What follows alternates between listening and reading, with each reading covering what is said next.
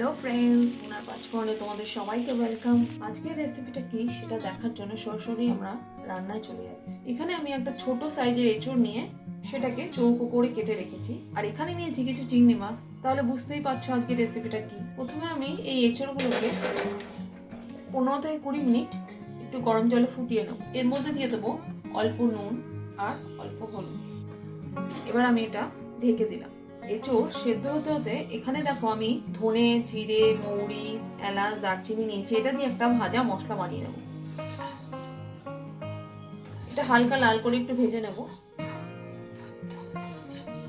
মশলাটা আমার হালকা লাল করে ভাজা হয়ে গেছে, আর এটা থেকে একটা হালকা সুন্দর গন্ধও বেরিয়েছে। এবার এটা আমি পেস্ট করে নেব।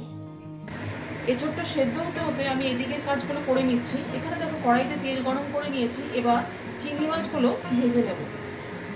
প্রথমে আমি তেলে একটু নুন দিয়ে নিচ্ছি যাতে মাছগুলো ছিটে না আসে।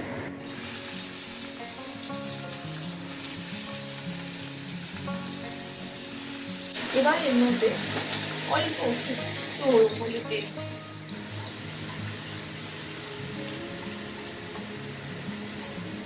চিংড়ি মাছগুলো তখন হালকা লাল করে ভাজা হয়ে গেছে। এবার এগুলো আমি তুলে নেব।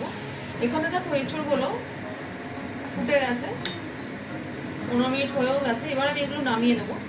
কড়াইতে আমি খানিকটা তেল নিয়ে নিয়েছি, আর এখানে কিছু আলু কেটে রেখেছিলাম চৌকো করে, সেগুলো এখন ভেজে নেব।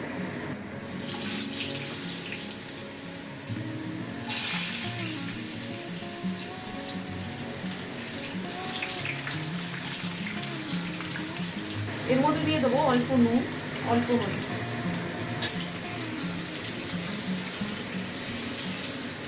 আলুটাও হালকা লাল করে ভেজে নেব।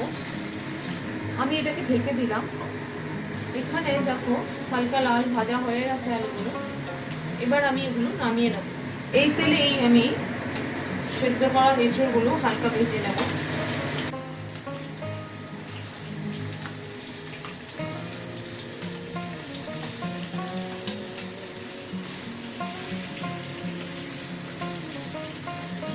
এটাও হালকা লাল করে ভেজে নেব।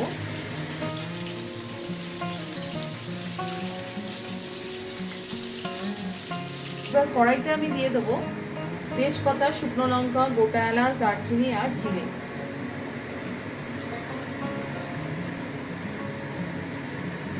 এখানে আমি দুটো পেঁয়াজ মিডিয়াম সাইজের কেটে রেখেছিলাম, সেটা দিয়ে দেবো।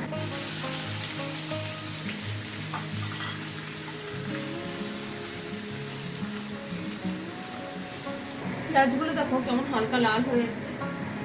এবার এর মধ্যে আমি 2 চামচ আদা রসুন পেস্ট দিয়ে দেবো।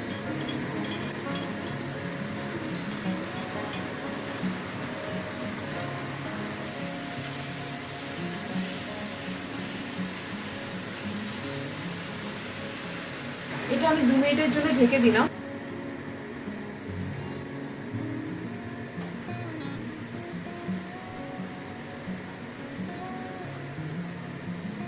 এর মধ্যে আমি দিয়ে দেবো 1 চামচ হলুদ, 1 চামচ জিরে গুঁড়ো,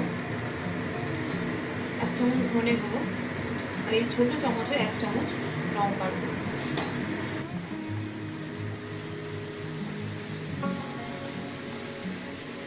এবার আমি এটা 2 মিনিটের জন্য আবার ঢেকে দেবো।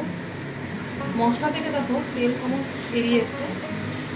এবার আমি এর মধ্যে এঁচড় আর আলু দুটোই সব একসাথে দিয়ে দেবো।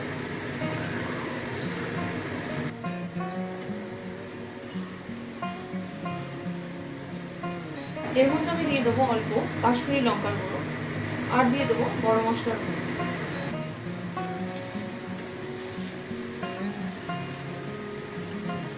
এটাকে আমি 5 মিনিট ভালো করে নাড়াবো। আমি 2 মিনিটের জন্য এটাকে ঢাকনা দিয়ে ঢেকে দিলাম। মশলাটা এখানে ভালোভাবে কষানো হয়ে গেছে। এবার আমি এর মধ্যে জল দিয়ে দেবো।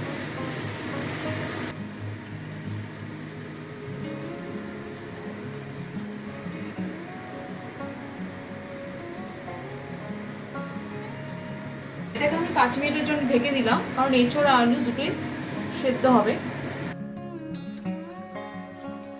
এখানে এঁচড় আলু দুটোই সেদ্ধ হয়ে গেছে।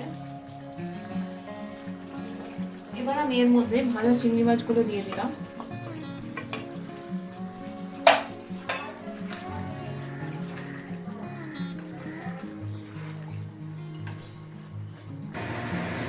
অল্প চিনি দিয়ে দেবো, আর দিয়ে দেবো আমার যে ভেজে রাখা মশলাটা। আমার রান্না প্রায় শেষ। তোমরা ইচ্ছে করলে এর মধ্যে 1 চামচ ঘি দিতে পারো, আমি ঘিটা ব্যবহার করিনি। আমি আবার 1 মিনিটের মতো ঢেকে দিলাম।